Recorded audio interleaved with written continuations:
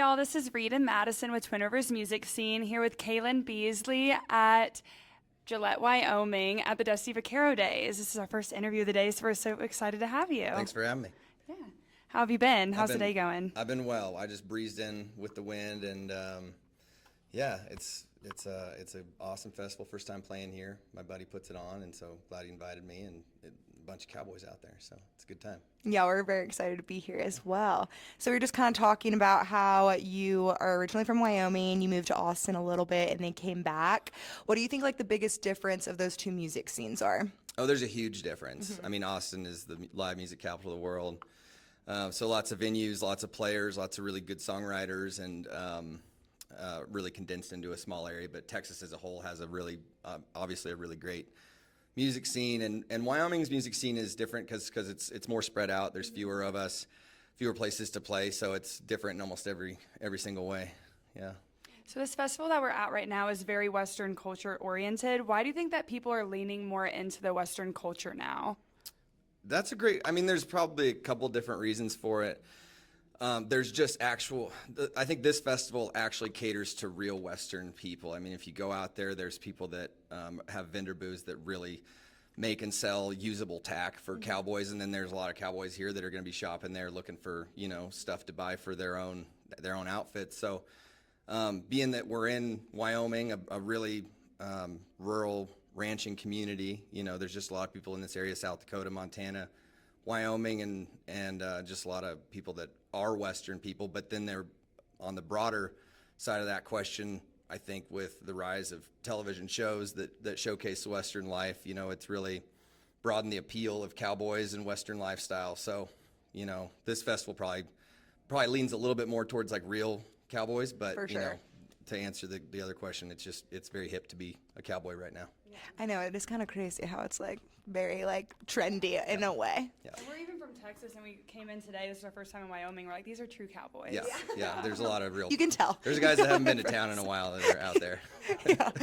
Okay, so last fall you released your album, Ranchin Rich. Can you tell us a little bit about the process of making that album and the release of it all? Yeah, for sure. So, Ranchin Rich is just a bunch of. It's probably my most Western leaning record.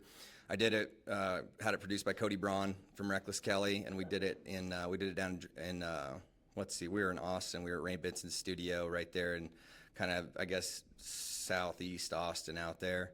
So just kind of a record of a lifetime. Got to work with one of my heroes. It's all 10 songs that I wrote, and Ranchin Rich we got Ned Ledoux to sing on. So, that was a really cool feature another dream come true to have that happen. There's a song about my dad who's a horseshoer on that. It's The Farrier's Lament, and there's a song about hockey on there, and then there's, Ranchin Rich, and there's a song, kind of about pioneer women and horses, hell on women and horses. So it's got kind of a little bit of everything, but I think it really encompasses what I do as a songwriter as far as somebody that lives in the West, grew up, in a cowboy lifestyle, and with a few diversions into hockey here now and then. So That's cool that you can like mix them together in that way. Yeah. I played beer league hockey like throughout the winter, and so I kind of wrote like a tribute to my buddies and I that are all like 30 and 40 and play beer league hockey. So Is that the pregame song that y'all listen to? no, I don't listen to my music in the locker room. I'd turn that off. No thanks. So you've toured very heavily through this region and then also other parts of the United States. So kind of like in this scene of music right now, a lot of people utilize social media, and that can kind of help skip that whole heavily touring aspect of it. How have you seen the route that you've taken with like getting in the venues, getting like loyal fan base, translate into like your listeners and everything like that? Yeah, like it is sort of a different landscape now, because I came up pre-social media too, like when you just went out and played gigs and bars, and you may have been able to use a Facebook post to sort of promote an event, but you didn't have stories and reels and just like the mass consumption of that really driving a product. And so coming in before that, I was lucky to have come up playing 3-4 hour gigs, lots of those for years at a time, and then still being young enough to utilize like the social media aspect for promotion. And it's so valuable, and musicians, I think everybody in the industry talks about what a pain in the butt it is. It's like we just want to write songs and sing them. We don't want to have to make some catchy reel and go viral, you know, try and go viral or whatever. Like, everybody hates it and it sucks, but it's free. And if you are even just kind of good at it and sort of consistent, it can really help drive people to your music, you know? I mean, as long as you keep it centered around your music and don't try and divert too much away from what you do as an artist, it's really a useful instrument to driving people to your shows. Hey, I saw you on Instagram. I hadn't heard your music before, but I heard this song on it and saw you were playing, you know, close to my house and decided to check you out. So yeah, we hate it, but we use it, and because it's there, and you should, you know, if you don't use it and you're not having people show up at your shows, then, you know, you got nobody to blame but yourself. So. Totally. It's funny because it's just crazy how like social media has evolved in that sense. So we love to ask that question, and you're not the only one who hates it. Like, everybody hates it. Yeah.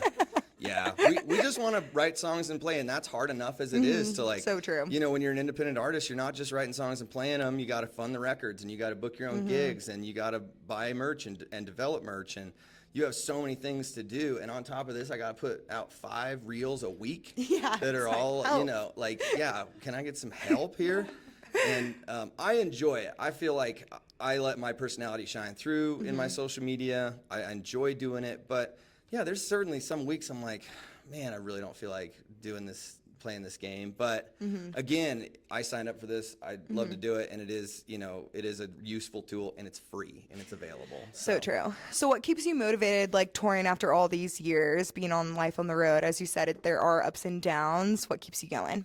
I just really like to write songs, and I like singing them for people, and I like telling stories, and I like meeting people and making fans, and I don't know, I do other things. I have other businesses, and, you know, I'm able to support myself through those businesses, which probably helps that I'm not solely relying on my music for my income. Probably makes it so I don't hate it as much as I might if I don't get burnt out on it. And so, but every day I get up and I try and write songs. You know, I work on music all the time. I just really like to write songs, and I like to perform them. So yeah, it's really just a part of me. It's not anything that I have to, like, get up, you know, motivation to do. I just really enjoy doing it, honestly. So speaking of your songwriting, do you have a setting that you prefer to do it in, or is it kind of coming to you whenever? I try and make it a bit of a daily ritual for me. I just feel like it's like a tool. It keeps the knife sharp. You know, it keeps those skills sort of up to date and current. And the more I do it, I feel like I'm not writing a song every day, but I'm trying to work on a song every day. And some days one just falls out of you. Other times it takes months to get them out. Any writer will tell you that, you know. And every writer has their own process. Some people, you know, go in spurts. Some people are very, you know, ritualistic about it. But I like to write. I have a little studio in my house, and it doesn't have any windows, and I stare at a wall, and it's very boring, and there's, you know, nothing to do in there, and that seems to be, like, the best place for me, just lack of distractions to kind of keep me focused. And I try and attack that for, you know, at least an hour every day. That's awesome. Yeah. Keep the brain moving. Okay, well, that's awesome. Well, thank you so much. I know you're about to take stage in a few minutes, and we're excited to see you play, and thanks for hanging out and chatting with us. Thank you, ladies. Appreciate it.